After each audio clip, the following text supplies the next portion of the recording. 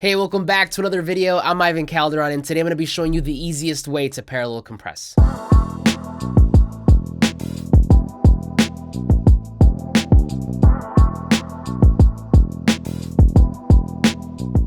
Okay, so first things first, what is parallel compression? Parallel compression, sometimes referred to as New York style compression, is when you take a signal, duplicate it, add a compressor to the duplicate, crank that compressor up, and then blend that back into the original, and the end result is the original signal blended in with the characteristics of that compressed version. Now, parallel compression can be used in a number of different ways, but the ones that I've seen the most are adding it to drums or vocals to make them pop. When using parallel compression, you do have to do a little bit of work because it requires some routing and dialing in of the compressor, but today I have something for you that is going to make this process a lot easier. So recently I got hit up by a New York based company about trying their new parallel compressor plugin, which promises to skip all of the work, all of the routing, and do the parallel compressing internally within the plugin. So immediately I was hooked. I said, yes, let's do it. And that is what we're about to review today. So without further ado, let's jump right in. Okay, so here I have a beat pulled up, and I'm gonna be using it on the drums because I wanna see if I can make them pop a little more. But what I'll do is I'll give you a demo first so you can see how the plugin works, and then I'll walk you through the individual parameters, my concerns, and just overall thoughts. So here we go.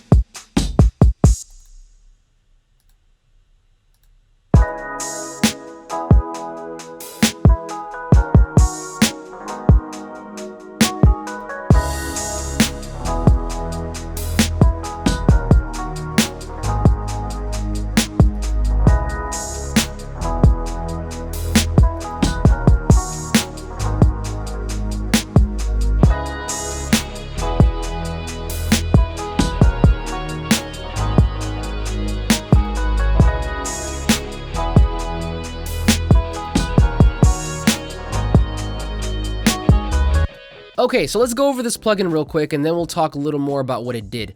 Now, the plugin itself is extremely simple. We have two knobs, a fader in the middle, a solo button, and 2 meters that correspond to each of the knobs. Now, the knob on the left is going to be your spank knob, or pretty much the intensity knob. And this is what you're going to use to decide how much of that compression you want.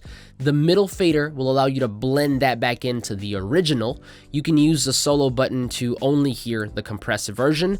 And then you have an output knob for gain matching. Now, an important thing to note here, and I'm kind of going on a tangent, but it's okay. Whenever you have a plugin like this, you always want to make sure that you gain match, meaning that you match the after effect volume with the before effect volume, because what happens is, for whatever reason, we as humans tend to perceive louder signals as being better. So a lot of the times what ends up happening is we'll pull up our plugins like this, we'll dial in our parameters to what we like, and we think we're doing something, but really we're just adding volume. So what you want to do is, if your plugin has an output knob like this, always make sure that you match the after effect volume to the before effect volume, and that way you're able to really hear if the plugin is actually doing something or if it's just added volume that's tricking our brains. But anyway, the best way to use this plugin, I think, is the way that I did it here, where you're going to use the spank knob to crank it up until this meter barely starts to hit the red. Then you take this fader and blend that back into the original sound, You can use the solo button to isolate that compressed version if you just want to hear that. But then at the end, like I said, use this output knob to make sure your after effect volume matches your before effect volume. And then you compare and go from there. Now that we understand how this plugin works though, let's talk a little more about what it did. Now, I decided to add it to my drums bus, which means that it's affecting the entire drum section. You could just add it to individual channels. So let's say if you just wanted to affect the kick or the snare, you could do that. For this demo though, I decided to do it on all of the drums. So it is going to be affecting everything, but specifically the kick and the snare. So listen for those transients when I show you these examples. So let me go ahead and isolate the drums first for you. And this is what they sound like untreated.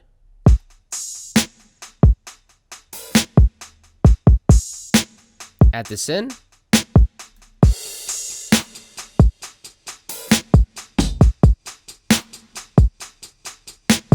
Now, if I were to solo the effect of this plugin, this would be it here.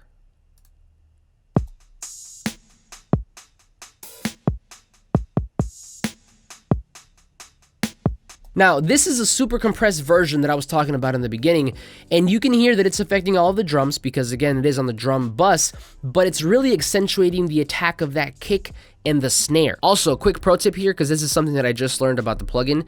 If you leave this solo button on, you can actually use this plugin as just a compressor, like a regular compressor, because essentially you are removing the original signal, the dry signal, and you're left with the compressed version.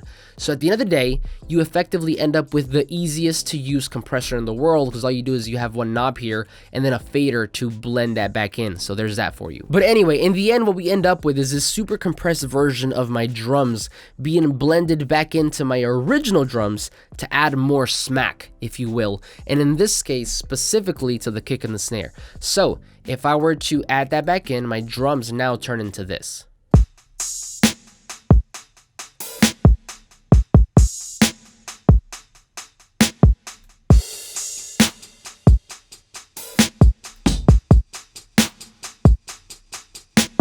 So to give you the entire picture, let me bring the instruments back in, because at the end of the day, you want to hear what this sounds like in the entire mix. So here we go.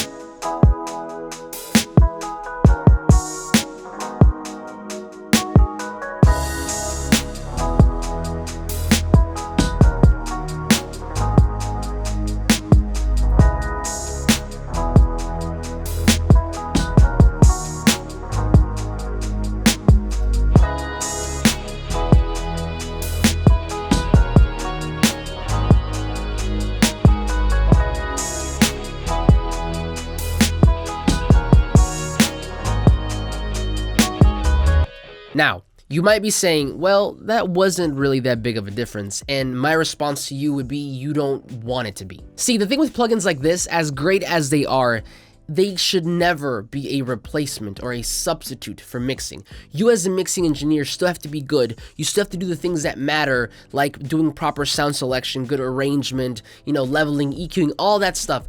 Plugins like this are supposed to add that extra sprinkle, that sauce, to push your mix to the next level, or in cases like this for me, help my drums get that extra edge to cut through the mix. Great plugins like this should always be a supplement to mixing, never a substitute. So my overall thoughts, what do I think about this plugin? I think it's fantastic. I think it is, in my opinion, the easiest way to parallel compress. Specifically though, I think it is really, really great for us, the guys and girls in urban production, doing things like pop, hip hop, reggaeton, stuff like that, because oftentimes one of the things we look for is to make our drums pop and cut through the mix, and this is a great way to do it. Now, I've talked about how to get your drums to cut through and to knock before, and some of that includes saturation and compression, and specifically parallel compression, but the reason that I hardly ever use parallel compression is that although it's little work, because of the routing and dialing in of the compressor, it's still more work compared to me just grabbing my favorite saturation plugin and then using that. With this, however, because it takes care of all of the work internally,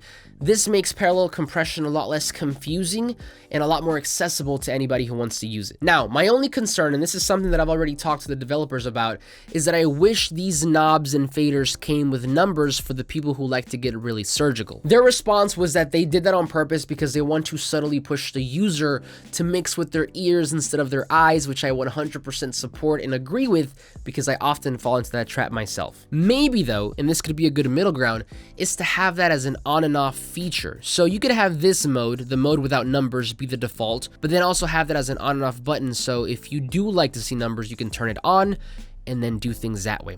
Just a suggestion. Either way, I think this plugin is great. I think it makes parallel compression less intimidating, and not to mention that it looks like a freaking guitar pedal, which as a guitarist, I 100% appreciate. But overall, big thumbs up for me. But that's it for me. Thank you so much for watching. I'll be leaving the link to this plugin, I Heart New York, down below in the description. It's really cheap. It's like 29 bucks. So if you do want it, definitely go ahead and pick that up. But again, thank you so much for watching. Like this video if you liked it, subscribe if you're not already, but I'll see you on the next one.